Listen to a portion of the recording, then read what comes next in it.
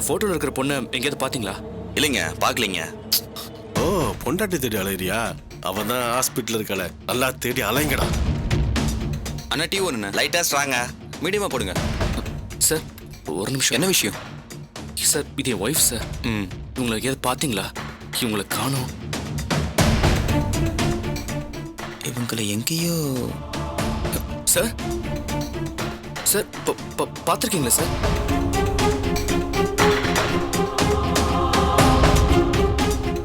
Sir சொல்லுங்க sir. ஒரு நிமிஷம் இருங்க. சார் சார் இந்த பொண்ணு தானே? டேய் டேய் சார்.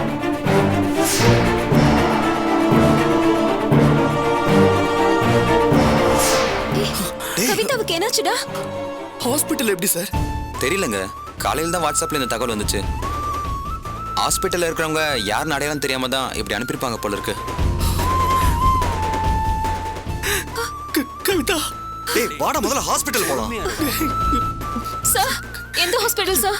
எனக்கு எங்க இருக்குன்னு தெரியல, மெசேஜ்ல அட்ரஸுக்கு பாருங்க. சீக்கிரம்டா. மச்சான், இந்த ஹாஸ்பிட்டல் சைதாப்பேட்ல தான் இருக்கு. போலாம் வா. சரிடா சார், வாங்க, வாங்க. Thanks sir. Okay sir. சீக்கிரம் வாங்க.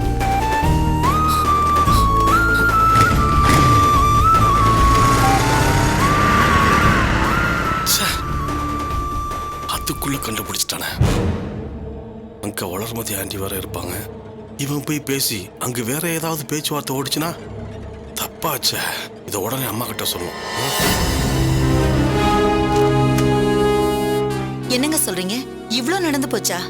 இதுக்கு மேலையும் இன்னொன்னு நடந்து போச்சு. அந்த பொண்ணு அவந்திகால கிருஷ்ணன் வீட்டுக்கே வந்து உனக்கும் உன் தம்பிக்கும் பிரச்சனைனா ஏன் கூட பேச மாட்டியான்னு அத்தனை பேர் மத்தியில நடராஜ கேள்வி கேட்டு போறா. இந்த விஷயத்தை பொறுத்த வரைக்கும் உமாவை நினைச்சாதான் ஈஸ்வரி ரொம்ப வருத்தமா இருக்கு. கிருஷ்ணனுக்காக பேசுறதா இல்ல பிள்ளைங்களுக்காக பேசுறதான்னு ரொம்ப தவிச்சு போய் நிக்குது. எனக்கும் என்ன சொல்றதுன்னே தெரியல. நானும் கிருஷ்ணன் கிட்ட பேச வேண்டியதெல்லாம் பேசி பார்த்துட்டேன். ஆனா அவன் நான் எடுத்த முடிவுல எந்த மாற்றமும் இல்லைன்னு சொல்லிட்டான். என்னங்க அண்ணன் இவ்ளோ பிடிவாதம் பிடிக்கிறாரு? அவன் குணமே அதுதானே ஈஸ்வரி. பார், கம்பெனில கேஷியர் கைய வச்சு மாட்டிக்கிட்டாரு. நான் தான் கூட்டு போய் 10 லட்சம் ரூபாய் கையாடல் பண்ணிட்டாருன்னு சொல்றேன். அத மன்னிக்கிறான். ஆனா 10 பிள்ளைய மன்னிக்க மாட்டேங்கிறான் ஈஸ்வரி. அதானே, பெத்த பிள்ளைய தள்ளி வைக்கிறதுக்கு அண்ணனுக்கு எப்படிதான் மனசு வருதோ. பாவம் உமா, அவ யார் பக்கம் தான் பேசுவா. சரி, நீங்க ஏதாவது சாப்பிட்டீங்களா? சாப்பிடுற மாதிரியா இருக்கு. சரி விடுங்க, நீங்க போய் கை கால் கழுவிட்டு வாங்க, நான் காஃபி போடுறேன்.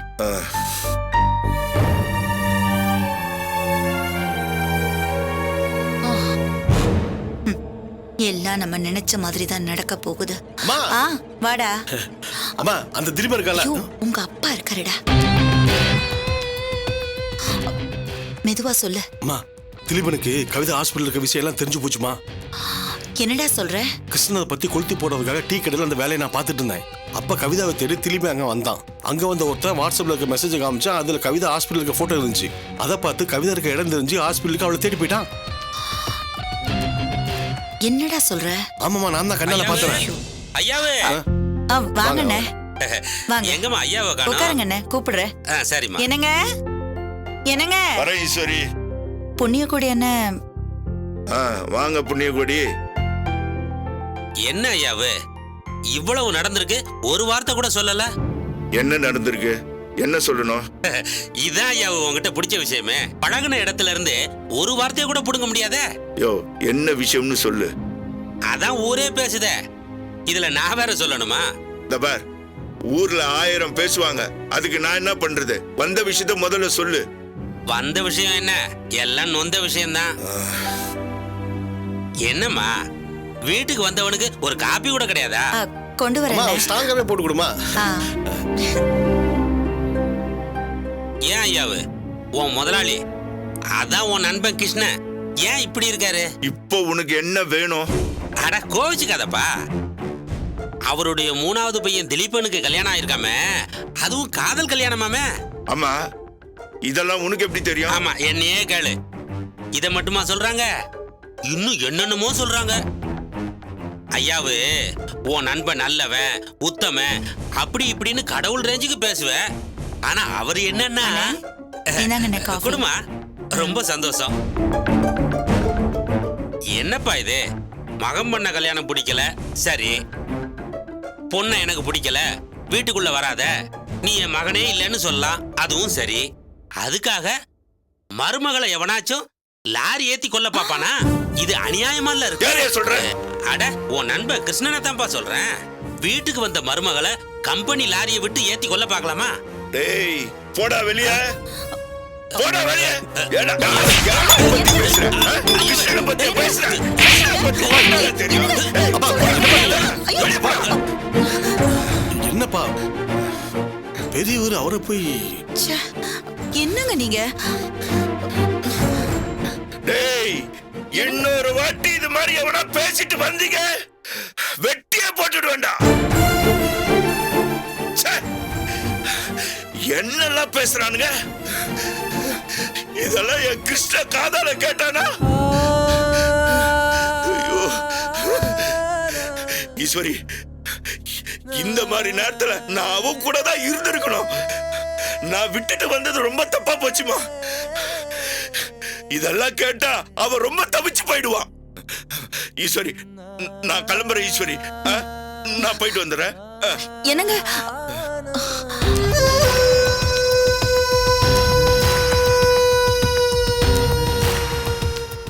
டேய் கண்ணா, அந்த டீ கடை மேட்ரு சூப்பரா வேலை செஞ்சிருக்கு போல இருக்கு. இப்ப அது முக்கியம் இல்ல. ஒருவேளை திலீப் போய் கவிதா பார்த்துட்டானா விஷயம் எல்லாம் தெரிஞ்சு போயிடும். இந்த விஷயம் உமா அத்தைக்கும் கிருஷ்ண மாமாக்கும் தெரிஞ்சிடுச்சுன்னா நாம தான் எல்லாத்துக்கும் காரணம் நினைப்பாங்க. நம்மால் பாதிக்கப்பட்ட பொண்ணு நினைச்சு அந்த பொண்ணு சேர்த்துக்கிட்டாங்கன்னா அதுக்கு வாய்ப்பே இல்லடா. கிருஷ்ணனை பத்தி எனக்கு நல்லாவே தெரியும். சொன்னா சொன்னபடி செய்யணும்னு நினைக்கிற ஆள் அவரு. அந்த அவந்திகா வீட்டுல திலீப்பனை ஒதுக்கி வச்சிட்டேன்னு வாக்கு வேற கொடுத்திருக்காருடா. கொடுத்த வாக்குக்காக உசிரியே கொடுக்கிற மனுஷன் அந்த கிருஷ்ணன். அப்படி இருக்கிறப்போ திலீப்பனை எப்படி வீட்டுக்குள்ள சேர்ப்பாரு? அவனை சேர்த்துக்கவே மாட்டாருடா. அப்படி மீறி சேர்த்துக்கிட்டா நடராஜ் கல்யாணத்துக்கு அவந்திகாவோட வீட்டுல ஒத்துக்க மாட்டாங்கல்ல. டேய், உன் கல்யாணத்தை கெடுத்த உங்க வீட்டுல சந்தோஷமா எந்த ஒரு விசேஷமும் நடக்காது, நடக்கவும் கூடாது. நடக்கவும் விட மாட்டா உன் அம்மா. ஐயோ என் அம்மா செல்லக்குட்டி.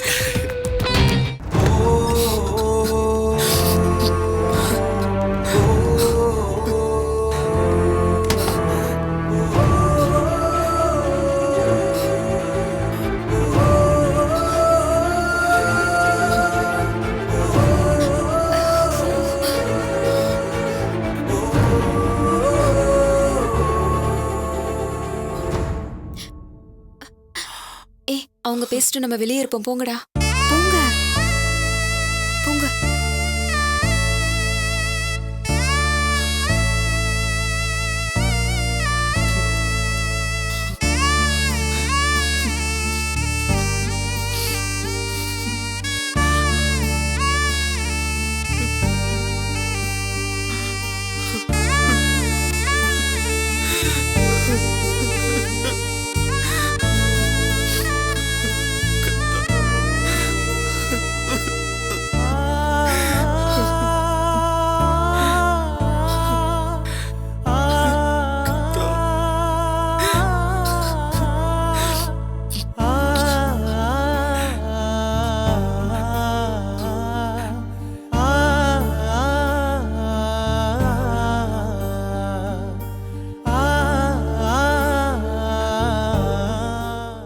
திலீபன், என்ன கவிதா இது? எங்க போன? தவிச்சு போயிட்டேன் தெரியுமா? உன்னை எங்கெல்லாம் தேடினேன் தெரியுமா? ஏண்டா? ஒன்னும் இல்ல திலீபன், தூக்கம் வரல, நீ தூங்கிட்ட, மனசு சரியில்லை, அதான் கோவிலுக்கு போனேன். அங்க போனப்ப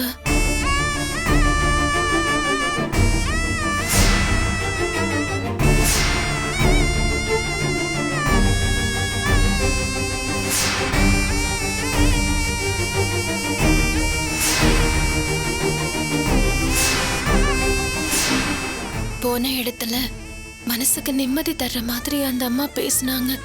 அந்த சந்தோஷத்துல நான் ரோட்ல நடந்து வந்துகிட்டு இருந்தேன். அப்பதான் அங்க ஒரு லாரி.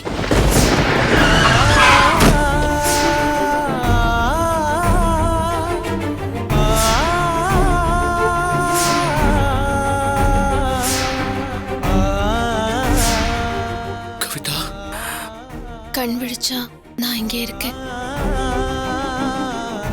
அந்த அம்மா தான் என்னை இங்க கொண்டு வந்து சேர்த்திருக்கணும். எங்க அவங்க எங்க கவிதா? அவங்க இங்கதான் இருக்கணும். எது எப்படியோ இப்பதான் நிம்மதியா இருக்கு. சித்தி, சித்தி, திலீபா, நீ என்ன இங்க?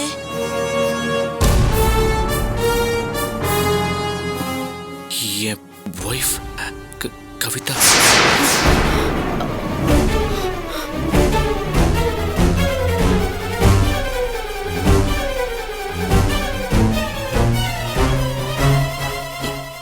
என்னது வைஃபா?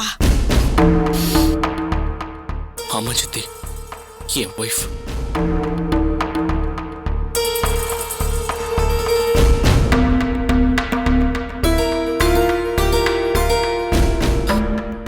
சித்தி, நீங்க எப்படிங்க? கவிதாவை இங்க யாரு சேர்த்தாங்க சித்தி?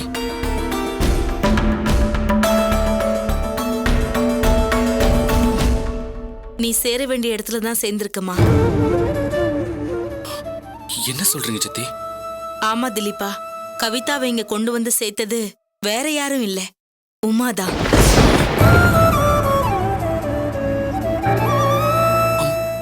அம்மாவா?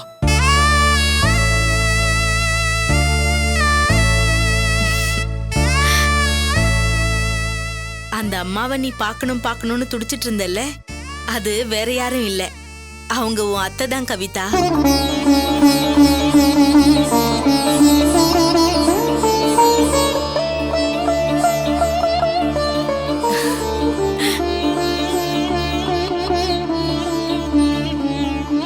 அப்போ நான் 100 வருஷம் வாழ்வேன்னு என்ன ஆசிர்வதிச்சது, நான் அம்மான்னு கூப்பிட்டது என் அத்தையா? திலீபன்,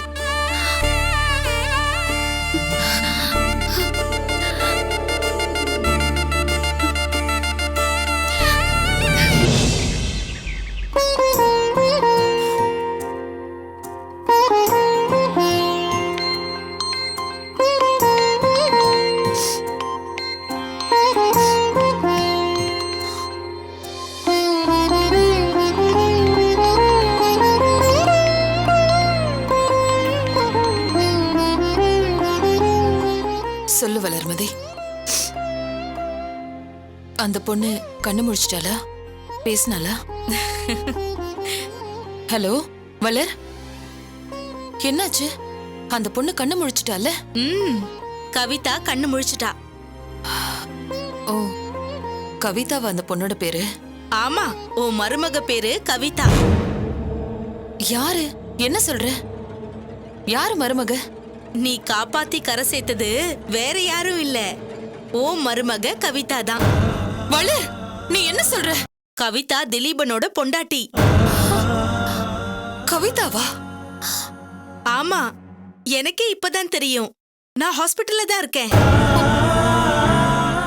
கவிதா நம்ம திலீபனோட பொண்டாட்டி?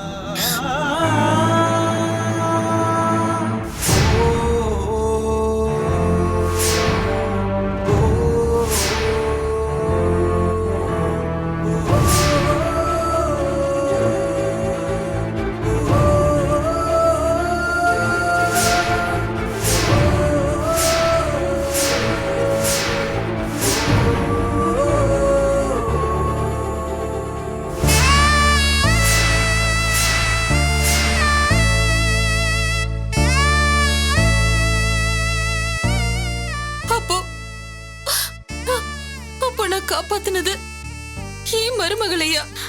ஆமா உமா, ஓ மருமகளே தான்.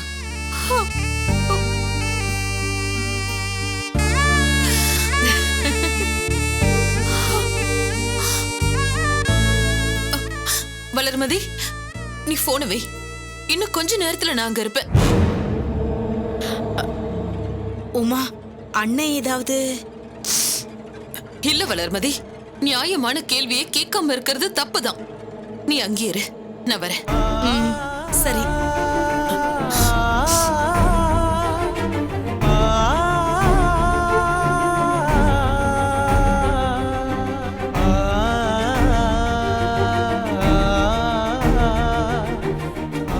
திலீப் போன்ல SMS அனுப்பி என் பொண்டாட்டிய காணோன்னு சொன்னப்போ நீங்க என்ன சொன்னீங்க? அவன் பொய் சொல்றான், நடிக்கிறான்னு சொன்னீங்கல்ல. கவிதா இப்ப ஹாஸ்பிட்டல்ல இருக்காங்க. ஆமான்.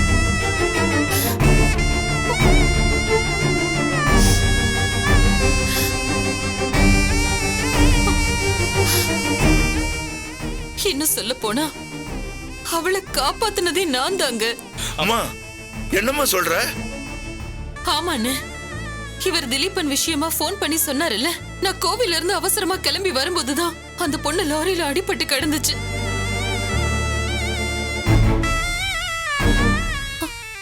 அவதான் என்னோட மருமகன்னு தெரியாமையே அவளை நான் ஹாஸ்பிட்டல்ல கொண்டு போய் சேர்த்தேன்.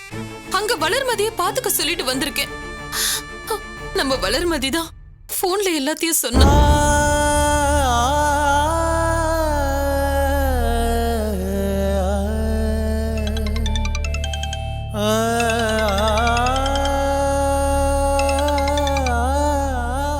ஹலோ சார், நாங்க தினச்சொல் பத்திரிகையில இருந்து பேசுறோம். சொல்லுங்க. உங்க பையன் காதல் கல்யாணம் பண்ணதுல உங்களுக்கு இஷ்டம் இல்லையா? அதனால தான் உங்க கம்பெனி லாரியை விட்டு உங்க மருமகளை கொல்ல பாத்தீங்கன்னு எங்களுக்கு ஒரு நியூஸ் வந்திருக்கு.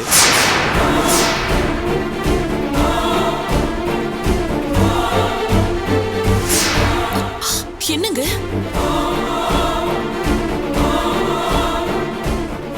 என்ன சொல்றீங்க? எங்களுக்கு ஒரு நியூஸ் வந்துச்சு. எதுக்கும் ஒரு தடவை விளக்கம் கேட்டுக்கலாமேன்னு தான் கூப்பிட்டேன். நல்ல வேளை என்கிட்ட கேட்டீங்க. இத பாருங்க, அதுக்கும் எனக்கும் எந்த சம்பந்தமும் இல்ல. சாரி சார், நான் வச்சிடறேன். எங்க என்னங்க என்னாச்சு? என்னடா கிருஷ்ணா? என்னடா இது, ரொம்ப அநியாயமா இருக்கு. திலீபன் கல்யாணம் பண்ணதுல எனக்கு இஷ்டம் இல்லாம நான் கவிதாவை நம்ம கம்பெனி லாரியை வச்சு கொல்ல பார்த்தேன்னு யாரோ ஒருத்தன் மூலமா பத்திரிகைக்கு ரிப்போர்ட் போயிருக்கு.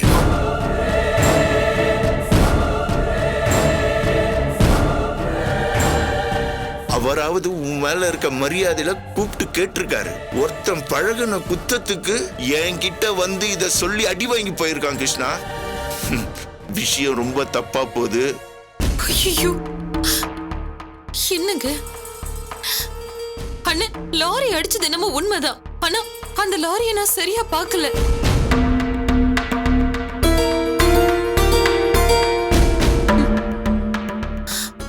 சொல்லுங்க, இப்பவும் போய் கவிதாவை பார்க்க கூடாதா? எந்த சாமி என் கவலையை கேட்டதுன்னு தெரியல. என் மருமகளை, என் கவிதாவை என் கையால காப்பாத்துற புண்ணியத்தை எனக்கு கொடுத்திருக்குங்க. அங்க என் மருமக அடிபட்டு கிடக்குறா, என் மகன் தவச்சுக்கிட்டு கிடக்குறான். இப்பவும் நான் போகலாமா வேண்டாமா? என்ன உமா இப்படி பேசுற? இத பாருங்க, திலீபனுக்காக நான் உங்ககிட்ட பல முறை சண்டை போட்டுட்டேன்.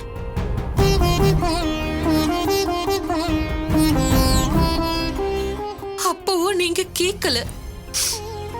அப்புறம் அவன் கவிதாவை காணோன்னு சொல்லியும் நீங்க அவன் போய் சொல்றான், போனையே எடுக்காதீங்கன்னு சொன்னீங்க. இப்போ அது உண்மைன்னு தெரிஞ்சு போச்சு. இங்க பாருங்க, இதுக்கு மேலேயும் ஒரு பெத்த தாயா நான் அவனை போய் பார்க்க கூடாதா? சொல்லுங்க கிருஷ்ணா, ஊரு முழுக்க நியூஸ் தப்பா போயிட்டு இருக்கு. உமாவுக்காக அங்க நீ போறியே இல்லையோ, ஆனா உனக்காக நீ அங்க போய் ஆகணும். போகலன்னு வை, இந்த வதந்தி உண்மையாயிடும். அப்புறம் நீ தலை நிமிர்ந்து நடக்க முடியாதுடா. நீ செய்யாத தப்ப நீ தான் செஞ்சுட்டு சொல்றாங்கடா. அதை நீ உண்மையாக்க போறியா? சொல்லு கிருஷ்ணா.